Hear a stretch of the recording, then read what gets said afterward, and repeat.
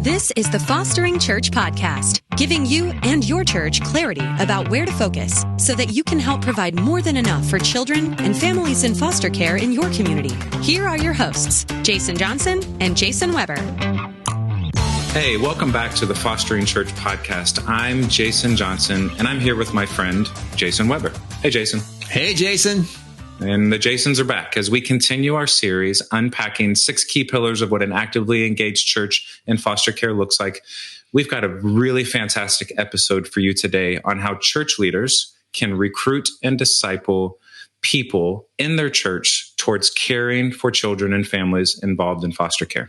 That's right. In the last episode, we gave an overview of all 6 pillars, just a little bit of a taste of each one of them. And in this episode, we're going to dive deep into pillar number 1, recruitment and discipleship. You're going to be inspired to engage those in your church more passionately, and you'll be equipped to disciple them more effectively. That's right.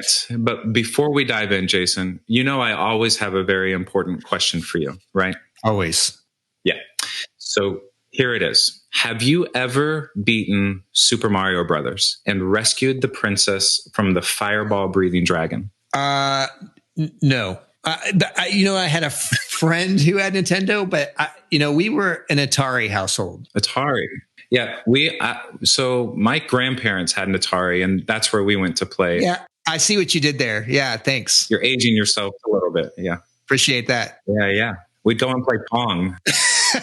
We had that too. Yeah. Before Atari. Oh, that's before Atari. Man, now we're going way back. Yeah. So you've never beaten Super Mario Brothers? No. I mean, I've played it plenty and fallen in plenty of pits and gotten, knocked off by plenty of turtle shells, but never actually, I've never beaten it. All right. Well, look, it's very important and it's relevant, obviously, to what we're talking about today, even though it has very little to do with anything that we're talking about today. But it does bring me back to when I was around 8 or 9, maybe 10 years old, and completely obsessed with playing Mario. I'd stay up all night to beat the game. I'd meet up with my buddies at school and we'd ask, how far did you get?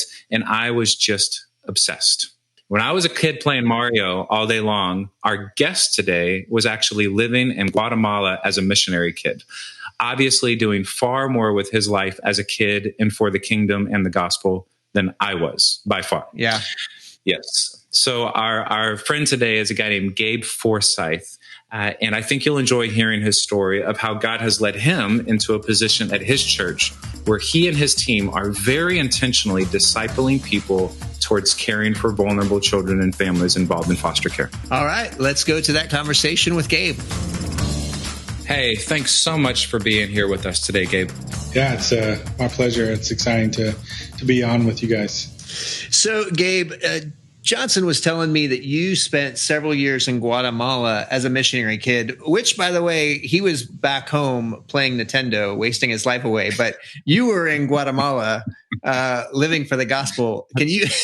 That's right. Can you? Yeah, and playing Nintendo as well. Okay.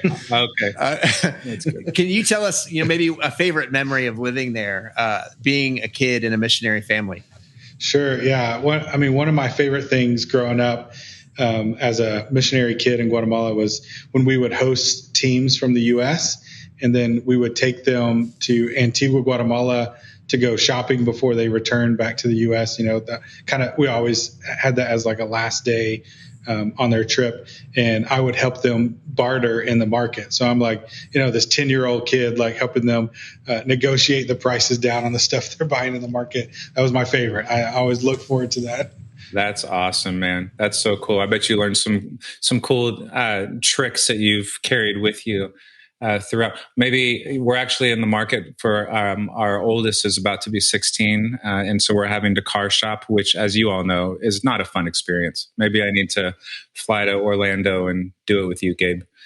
You probably got some good negotiation tactics. You just got to be willing to walk away. There you go.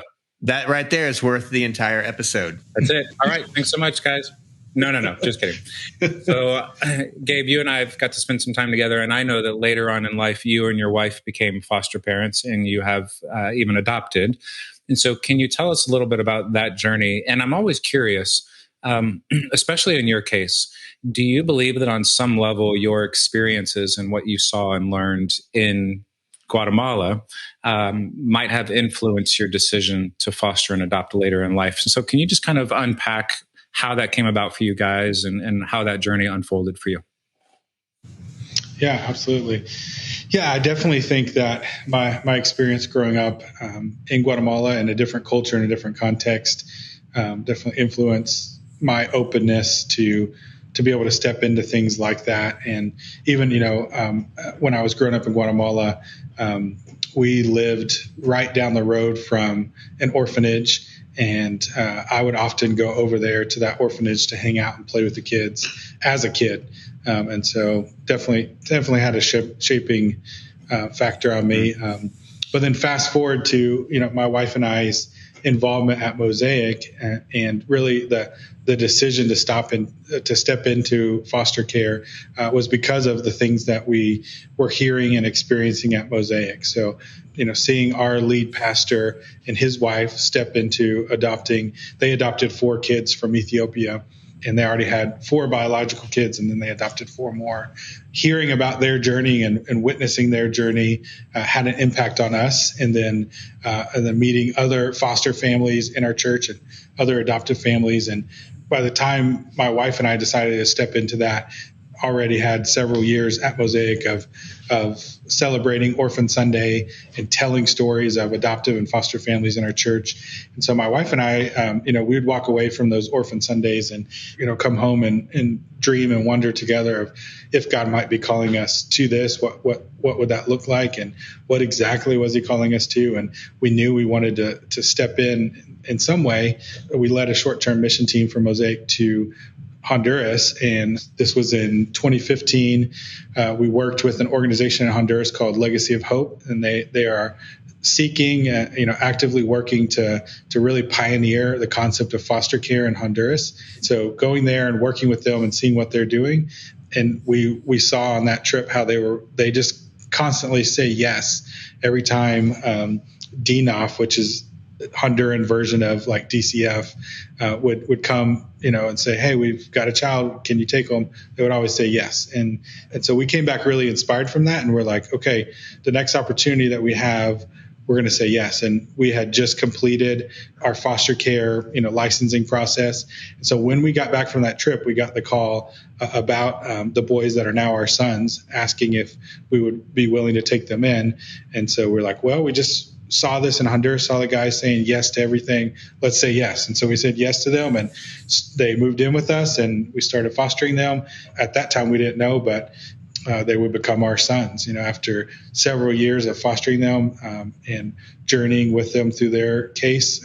Eventually, we were able to step in and adopt them and finalize that adoption. So it was a long journey. It was a long road, but definitely a lot. God used Mosaic to inspire us and to bring us to that place of saying yes. Yeah, that's amazing. Gabe, when you talk about Mosaic, which is a fantastic church there in Orlando, and your role there is to oversee much of the missions and outreach there. And that includes a pretty robust foster care and adoption ministry. When you talk about how the culture of foster care got into your church, would you say that started with your pastor and his wife, or did it precede them? Yeah, it was definitely the combination of I know our lead pastor and his wife's story had a major impact on our church. But even prior to them stepping into adoption, we had a few families in our church already who had adopted. And so, they were the voices saying, we need to step more into this. We need to step more into this. And we were hearing them, but we didn't really, sort of open the floodgates to that until our lead pastors stepped into their journey. And then it was like, yeah, we can't not do this as a church. That's encouraging to hear that it was really a combination of both people on stage and people not on stage, just quote unquote normal people, normal families in our church who are doing something unique and a bit upstream, that other people can look around at, and it makes a pretty dramatic impact. And just knowing about Mosaic and knowing about the culture there, how the gospel really cultivates a culture of justice and mercy and stepping into hard places. That's really what we're talking about here today. And another word for that might be the word discipleship. And so we talk about recruitment, and we talk about inviting and engaging more people into the opportunity to care for kids and families and to support kids and families. And we hold this tension of recruitment and then discipleship. And I know, Weber, and I know that you've seen it as well. It can be an exhausting task, just constantly putting the call out there and constantly feeling like we're recruiting and we're putting all our efforts in and we're just not seeing the results that we want to see. And so, I think what Mosaic has tapped into is really a heart and a culture of discipleship. And I want us to unpack that a little bit more. Yeah, I was just going to say, I agree completely. And I think for us, when we think about discipleship and recruitment, it starts with the gospel. And as I look back on our journey at Mosaic, I see that as we continue to press into a clarity of what the gospel is and what the gospel calls us to, that went hand in hand with our journey into adoption and foster care. This word discipleship, it's a word that we've all heard a million times if you've been in churches very long. Mm-hmm. But if you asked 100 people, what does discipleship mean? You might get a lot of different answers. And mm-hmm. Johnson, what's been your traditional picture of discipleship when you were coming up in the church? Well, I hate to admit it, but I'll be honest here. I grew up in a pastor's home, and so church is all I've ever known. And I was actually terrified of the word discipleship because I pretty much thought that it meant I would have to wake up early a lot of mornings every week to go have coffee with some old guy and read a book at a coffee shop. And I know that sounds awful, but I don't even think Jesus wants to spend time with me at 5 a.m. in the morning. He's like, dude, go back to bed. Talk to me when you're happier and nicer, right? I kind of grew up with this idea that discipleship was an event, almost, if you will. Not so much a process, but it was more of an event that I needed to participate in. And I've since learned that, as you read the Gospels and you see the ministry of Jesus, discipleship is a process. It is a lifelong process and a journey, and it takes time. Maybe that's where some of our tension lies in the foster care space, because we see the urgency and we see the need, and we need people now. Right? Like, we don't have time to waste. And yet at the same time, we don't want to rush things with people. We want to disciple them well and prepare them well, because at the end of the day, I think our goal is not necessarily more families faster, but instead it might be the right families longer, the most well-discipled, well-prepared, well-supported families longer. The goal is sustainability. That's so good. That's so good, Jason. And I think when I think about at Mosaic, for us, it is that process and that journey of someone understanding the good news of the gospel, understanding our own brokenness and consequently the brokenness in our world, and what Jesus has done. How God has rescued us in and through the work of Jesus on our behalf, like that he has rescued our souls, that he's restored our purpose, and he has redeemed our future. And so the process of discipleship is understanding those things. And so there's an informational component to that, but then it's how do you apply that to your life? How do you begin to live that? And what does that mean for the things that you're doing, the things that you value, the things that you're pursuing in life? And so for us, that leads right into understanding missional living and understanding that Christ calls us to pick up our cross and follow him, and that the cross was an instrument of death that Jesus took on to rescue and redeem and restore us. And then he calls us to follow him in the same manner, to take on hard things, to be willing to step into hard stories and hard realities in our world, to be a part of partnering with him and rescuing, redeeming, and restoring people and their stories, and ultimately that Jesus is making all things new. And so, it's a process of people discovering that, understanding that, and then beginning applying that into their lives. And foster care and adoption is one way that we get to live that out as a church. That is so good, Gabe. And to that point, how do you guys at Mosaic, and if you were sitting down with a church leader and really helping them bring clarity to this sometimes nebulous idea of discipleship. Like, where do we start and what does it look like? And what, if it is a process and a journey, what does that process and that journey look like? At Mosaic, if you had a plan, which I know you guys do, kind of here's where we want to move people. We want to move them from here to here. Very practically, what would that look like as it plays out in the life of Mosaic? So when we think about discipleship and recruitment, like our plan and for missional living in general is we want to mobilize, we want to equip, we want to send, and we want to support. And so I take that grid and I with my team, we say, okay, let's look at foster care, let's look at adoption. How do we mobilize? How do we equip? How do we send? And how do we support people into that missional space? And you could do the same thing with other missional spaces, whether it's, going into international missions, church planting, into addressing other issues of justice and mercy. But for our purposes today, let's look at adoption and foster care. How do we mobilize, equip, send, and support into that reality? So for mobilizing, we've really come to rely on a few things.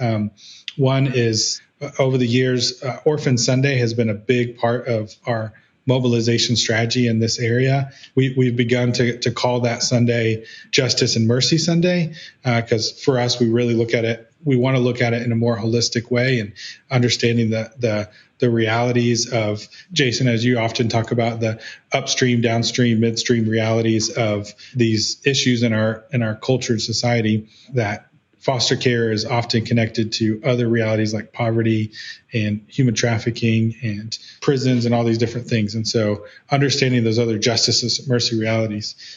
But that Sunday is a Sunday where we want to put the focus and remind our church that God's called us to this, and that our heart is for orphans and vulnerable children, that our heart is to step into things like adoption and foster care. And we give that gospel why, and we talk about the need, and then we try to tell really great stories of people in our church actually doing it. We want people to see and hear from an adoptive family or a foster family. And that's a huge part of the mobilization strategy. We want them to know the why and to be inspired to step in and to be able to see people that they can imitate that are already walking in that. To that point, Gabe, I love how included in that is not just information, but also inspiration. You're equipping people with the why, but you're also sharing stories that are inspiring. And we often say that the goal of stories that you share is really to help other people see themselves in the story of the people that they're watching, right? So, for example, if you're sharing a story of maybe a family that's got some younger kiddos that has decided to step into foster care, now you've got families maybe with younger kiddos in your church that are thinking, I don't know if it's the right time because our kids are young. Well, now they're seeing themselves in the story of someone else. And they're going, wow, maybe if they can do it, then we can do it too. And so I love that combination of information and inspiration. That's great. Yeah, absolutely. A great example of what you're talking about is a few years ago, we told the story of a single mom who was fostering. That opened the doorway to where after that, several other single women in our church, because they saw her story, said, can I step into this too? We're like, yes. And we as a church want to support you in that. And so we saw a number of more single women in our church begin to foster. That's awesome. And then the church come around them to do that well, Yeah, absolutely. And so from equip, then we step into that space of really looking at, okay, if someone is stepping into foster care or adoption, what do they need to know? And so we've offered various classes. And usually what we'll do, what's become an annual rhythm for us is after that Justice and Mercy Sunday, we'll have an informational meeting where we can take them from here's the big picture inspiration to, okay, let's talk about your different options. Here's what adoption looks like. Here's what foster care looks like. Here's what wraparound care looks like. Here are the opportunities for you to step in and what your next step will be. So that informational meeting following that Sunday is really critical. And that's part of the equipping process. And then depending on where they're feeling called to, if they're feeling called to foster care, okay, here's some classes that we offer to help equip you in that journey. And then from there, here are the classes that you'll have to take with the state to be licensed. And so walking alongside those foster parents in that journey, if they are feeling called to that wraparound care, we have what we call care communities, part of the Promise 686 model, where we are encouraging teams from our church to join a care community and to wrap around a foster family. And so we'll have, as a next step for those people, to take a training class on what a care team is and what a care team does. And then, walking with them through that process of launching a care team to wrap around a foster family. So that's the equip piece. And then the send piece is, these are the things that we've offered to equip you. You've walked through that. You've learned about trauma-informed care. You've learned about the foster care system or the adoption world. Now, here's your next step. We're going to send you into that next step. If you're going into foster care, that's the licensing classes. If you're going into adoption, here's an agency and the application. If you're going to go into a care team and wraparound care, here's how you launch that. Here's how you participate in that. The support piece is, for us, really relies heavily on the care teams, and we've seen a lot of great things come out of that, where a team of 8 to 10 people are wrapping around an adoptive or foster family and committing to them to be a part of their story and a part of their journey. But then we also have some other things additionally, in addition to the care communities, that we offer, a foster and adoptive parent support group. From time to time, we'll do like a parents' night out. In the past, we've hosted things like webinars and things to just continue to support our families in that journey. And we have a team of, staff and volunteers that are regularly connecting with and praying and walking alongside our adoptive and foster families. As I listen to you, Gabe, what seems clear is just how incredible it is how well you walk with families each step of the way from the very beginning. Is this even for me? And then walking them all the way through that. Yeah. When we think about like what you mentioned before about downstream, and one of the biggest downstream problems we have in foster care is keeping families in it. It seems as though you guys going through this process and preparing families so well, probably, I'm guessing, has an impact on things downstream and mitigate some of those outcomes of burnout and families quitting because they've been prepared well and they've been supported well through the process. Could you tell us a little bit about that reality? Yeah, definitely. I think, life happens. And so I think you're always going to have some level of foster families transitioning out of that, for various life circumstances. But overall, I do feel like when I look at our list of foster families, we are seeing a high level of retention, a high level of people sticking with it. And I do think it has to be in part because of the community and the support that they receive at Mosaic. Yeah, no doubt. And, we often say it's not necessarily because it makes the process easier, right? You're still going to encounter hard things. But when people are well discipled and they're really trusting in who Jesus is in the midst of hard things, and they're understanding that his call to discipleship, while it may have, in modern day included going to have coffee super early in the morning with some old guy, right? It also and mostly involved things like take up your cross and follow me, lay your life down, right? So his call to discipleship is difficult. And I don't know that he ever promised it would be easy, but what he did promise is this, is that as you walk with me and you experience difficulties, you will never experience those difficulties without hope or without purpose or without meaning. And I find that the discipleship process infuses people and keeps in front of people the truth of the gospel. That the gospel is not just what compels them into it as their why, it also sustains them in it as their why when things get hard. And, to your point, Weber and Gabe, can we mitigate some of the lack of retention? Can we prepare families so well that maybe they stick with it longer? Yeah, I think so. And then it also works like on the flip side, right? When it not only does it take care of some retention issues that we might face, it also can take care of some recruitment issues we might face. Because as you guys know, when other onlookers see families so well cared for and so well discipled and so well prepared, it leads them to think, well, you know what? maybe if that's how well our church is going to care for people who do this, maybe we can do it too. And so there's just so many benefits to us really being intentional about pressing these things into our people. I love that point, because the reality is when we're recruiting, people are responding to the picture in their head of what it is. Like so foster care. Well, a picture comes to every person's head when you talk about that. From like a cute little baby to somebody's probably going to burn my house down, like, and everything in between. Yes. That's right. That's right. And what you're doing at Mosaic Church is you are carefully curating that picture. That picture includes preparation. That picture includes support. That picture includes community.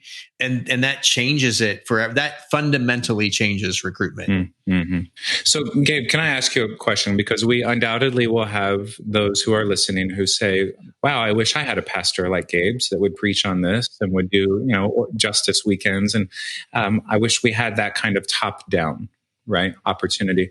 But what we often say to those who feel like they're working from the bottom up, there is so much good that you can be doing in terms of discipling and caring for people and moving people into this.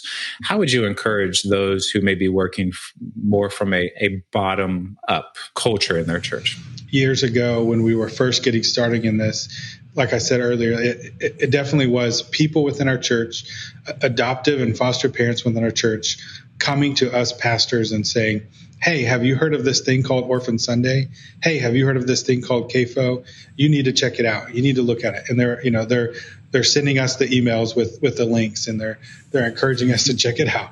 And that made a huge difference, And so I think if those parents, those foster and adoptive parents, had not pressed us and continued to press and send those emails and say, hey, when are we going to do an Orphan Sunday? Hey, can we do it this year? How can I help? I want to make this happen. And we started doing Orphan Sunday because there was a particular foster mom and adoptive mom who kept sending those emails and kept calling us and saying, I want to see this happen. How can we make this happen? And so then we started doing it, and then it's become an annual rhythm for us and an annual part of our strategy, for recruiting and discipling. And so I'd encourage those that are on that in that place. Don't give up. Keep pressing in and keep trying to find creative ways that you could make a difference. And even coming to your pastor and saying, hey, we have these adoptive or foster families in our church. Can I start a support group, or can I start a care community for them? Those kind of things, and beginning to work with your pastor to help that pastor see how that fits into the goal and mission of the church. That's so good, Gabe. And you know what keeps getting brought up throughout this series is the fact that what most people really want from their church leadership, although sometimes what they say they want is, I want them to preach on it all the time. And it's always big. But I think really at the heart, what most people want who care passionately about this is just a little bit of space and a little bit of support. Just like you've said, hey, we have some families in our church. Can we start a support group for them? And for church leadership to say, yeah, let's do that. That speaks so much value to those people who are passionate about it. It doesn't have to be, immediately a full-blown sermon or an Orphan Sunday, although it could be. But maybe what's most needed in that moment, if you're a pastor or a church leader listening to this, is just a little bit of space and a little bit of support. And that can go such a long way. For the pastor who's wondering where to start or where to go next, I would encourage them to step back and realize that it's one step at a time. You don't feel like you have to do everything, that you have to step into everything, say yes to everything. Identify what is that one thing that you can start doing as a church. Maybe it is, hey, we're going to start doing Orphan Sunday once a year. Maybe it is, we're going to start a support group for foster and adoptive parents. Maybe it's we're going to start offering a parents' night out once a quarter or a couple times a year. Don't feel like you have to do everything. What is that one thing that you can start doing now that will begin to offer support and value to this conversation of adoption and foster care?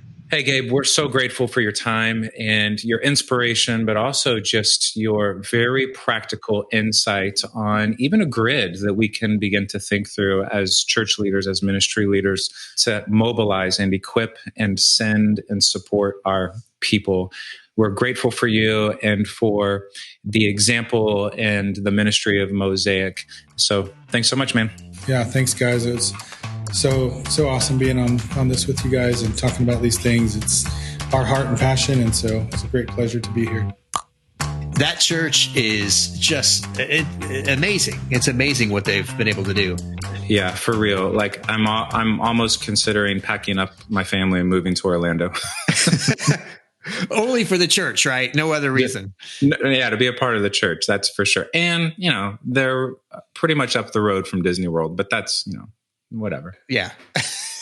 Super inspirational, but also very practical. And I especially loved, Jason, that 4-part grid that Gabe unpacked a little bit for how they think through how they're going to mobilize, equip, send, and support their people. That's so helpful because, again, sometimes when we think of discipleship, we say yes, and then we go, but what does that mean? What does that look like? And that was just extremely helpful for me. So if that was helpful for you as a church leader, a ministry leader, we're actually going to include a 1-pager PDF of that 4-part grid in the show notes and in the episode resources that you can download and have in your hands. And I would encourage you that maybe that's your best next step. Download that, sit down with your ministry team, those who might be involved with casting vision for your ministry, or maybe you're just getting started. And this is a good opportunity for you to sit down with those 4 and consider, how does our church already do these things in other areas? And what would it look like to infuse caring for vulnerable children and families involved in foster care in this? Maybe try to set up a meeting with someone on staff or your pastor or a leader within your church. Yeah, and that 4-part framework that they've come up with at Mosaic Church is incredible. The very best part about it, though, let's be honest, is that that's right. This is so good. Mobilize, equip, send, and support. It spells mess, people. It spells mess. Because it is. It is. There's not a more fitting acronym for being involved in church foster care ministry. Love it so much. And you know what I love about that is that Gabe didn't even realize that until you pointed that out to him. He thought it was awesome. And he was actually excited to go back to his team and say, guys, you'll never believe it spells mess. We didn't even know it. Well, in addition to that PDF, we have another resource that we're offering, and it's a short PDF that talk about these 6 pillars that goes deeper on all 6 of these pillars. It's a great outline for you to have along with you as you listen to this limited series podcast. As we mentioned before, we'll be here for a total of 7 episodes, and then we'll be out of here. That's right. We're just here for a short time. So if you've missed any of the previous episodes, be sure you go back and get caught up.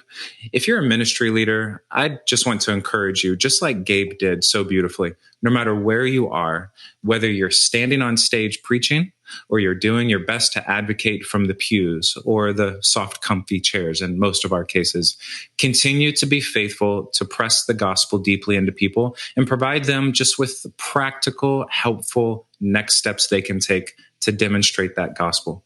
That's discipleship. And remember, it's a process and it's a journey that takes time. So if it feels slow and it sometimes feels like it's dragging, or maybe feels like the sloth at the DMV desk in that movie. I can't remember the movie. What is it, Weber? Zootopia, man. Zootopia. If it feels like discipleship feels like talking to that guy at the DMV, it's okay. It's slow. And it's a process. But in the end, we believe that it's worth it.